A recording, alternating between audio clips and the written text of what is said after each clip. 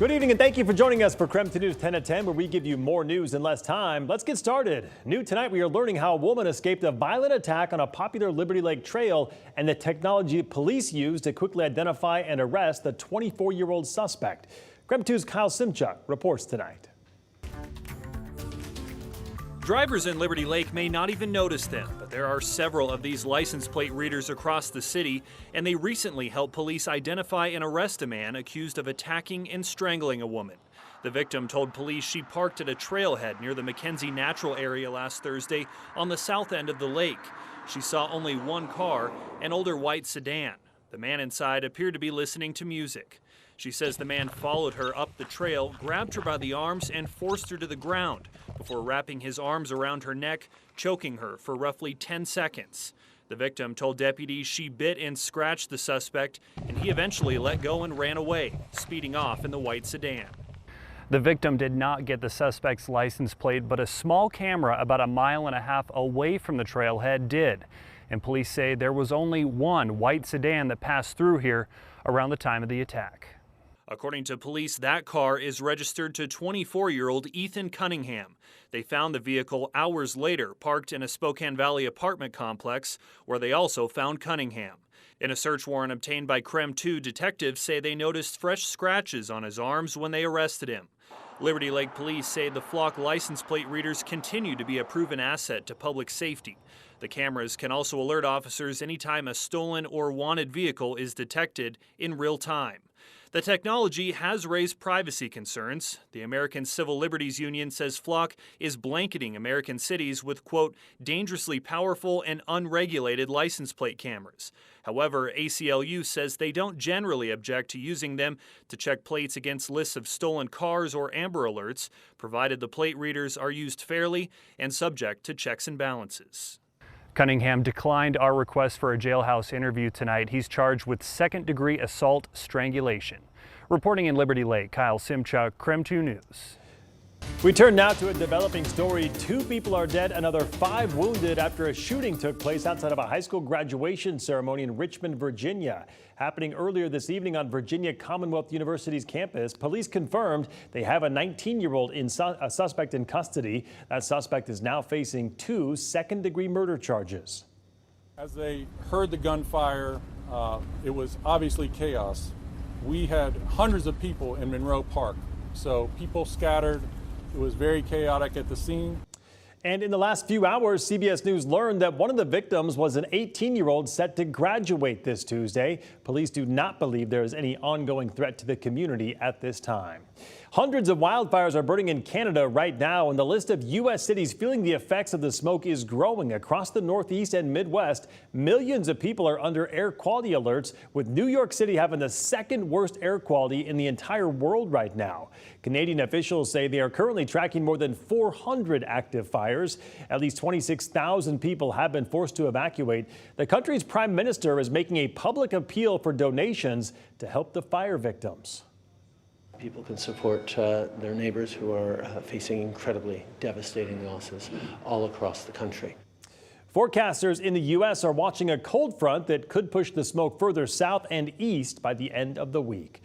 On that note, let's get right to Chief Meteorologist Jeremy the Goo. Jeremy, here in the inland Northwest, thankfully we're not dealing with any wildfire smoke, but temperatures, they are heating up. Yeah, Mark, take a look at our temp now compared to last night. Last night at this time, we were talking temperatures down in the 60s.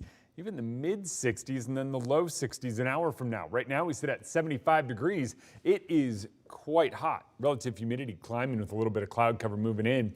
We're pretty warm across much of the inland Northwest. 70s out in central Washington, a few 60s in North Idaho, but even then that's still rather warm considering it's 10 p.m. Most of our moisture stays down to the south. We'll see a little bit more cloud cover tomorrow. That seems to be about the extent of it. As we get into the day on Thursday, I think we wind up seeing a few more storms. Those later in the afternoon, eventually moving through Spokane tomorrow evening. So those are what we are going to keep a close eye on here. Next few days, it's hot, and then eventually cooling. 92 tomorrow, 88 on Thursday with those storms, and then by Friday, we struggle to climb through the 70s. All right, sounds good, Jeremy. We'll check back in with you later in the broadcast. An update tonight on the search for a Spokane climber who went missing last week on Mount Rainier. A spokesperson for the Mount Rainier National Park confirmed with KREM 2 News they found a body matching the description of the missing Spokane hiker. Crews have been searching for 80-year-old Dawes Eddy since Friday. Last night, local guides found an unresponsive person in a crevasse on the mountain. Eddy planned on hiking Mount Rainier for the 50th time to celebrate his birthday and was reported missing when he did not return home. What we hope is to bring some kind of closure to the family. That's always, our goal, whether it's whatever kind of closure it might be. Sometimes it's reuniting family members, sometimes it's not. But whatever we can do to help the family and ideally help the patient as well. They reached the body this evening but cannot confirm if it is actually him. We will bring you the very latest once we know more about this story. Meanwhile, newly released video shows Nepali Sherpa guide saving a Malaysian climber from the so-called death zone on Mount Everest. Authorities say rescues are almost impossible there, where temperatures can drop below minus 20 degrees. So a guide strapped the climber to his back and carried him down 1,900 feet for about 6 hours before another guide joined the rescue. They then took turns carrying the man before reaching a helicopter. That climber is currently recovering from a lung and an infection as well. Stop and back up and look at this. Hours ago, the city of Spokane held a workshop for residents to review design concepts and share feedback on a new dog park. And things, as you can see, were a bit tense tonight. The 8-acre park is set to be located along Upriver Drive in northeast Spokane near Beacon Hill and Minnehaha. According to Parks and Rec, the designs include strategies to promote safety and reduce impact to neighbors and the environment. KREM 2 had a crew at tonight's meeting. It is unclear when the final vote is set to take place. And now to our night beat with a quick look at the day's top stories. We have defended a number of bills related to common sense gun reform, and our record so far is pretty good against the NRA and against the Second Amendment Foundation. We are undefeated, and we plan to keep that record intact. Attorney General Bob Ferguson weighed in after a federal judge rejected a request to block Washington's new law banning the sale of certain assault weapons. That ban took effect back in April and was immediately challenged by 2 gun rights advocacy groups. In this case, the judge found it fits with the U.S.'s long history of regulating weapons. The law bans the sale, distribution, manufacture, and import of more than 50 types of guns. And a 78-year-old woman in the hospital tonight after being hit by a car on eastbound I-90. It shut down traffic in those lanes for a brief time this morning. According to Washington State Patrol, the woman is from Canada and was trying to cross the busy freeway near Star Road and Liberty Lake. She was taken to Sacred Heart Medical Center, but no word on her condition tonight. And some West Valley parents are speaking out after they were told they are not allowed to attend their 8th graders' graduation ceremony. Centennial Middle School is hosting a school success assembly next Thursday, where those 8th graders are graduating middle school before they head into high school next year. Parents are invited to attend a barbecue picnic on the football field after the ceremony. The West Valley superintendent and Centennial principal say hosting the assembly was a joint decision between parents, students, and staff. And that was your Night Beat. To learn more about any of these stories, just text us the word night to 509-448-2000 and we'll send them right to your phone. Across the nation tonight, people are honoring the 79th anniversary of D-Day. Allied troops stormed the beaches of Normandy, France back on June 6th of 1944 in the largest naval, air, and land assault in military history.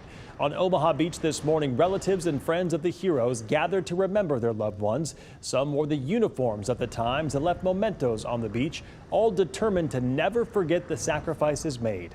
More than 2,500 Americans were killed in that invasion that led to the liberation of France from the Nazis and eventually the end of World War II in Europe.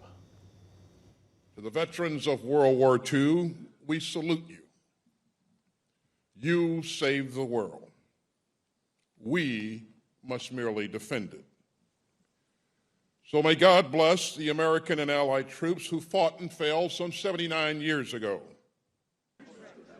Defense Secretary Lloyd Austin there met with World War II veterans in Normandy to thank them for their service. Only a few thousand D-Day veterans are believed to be still alive.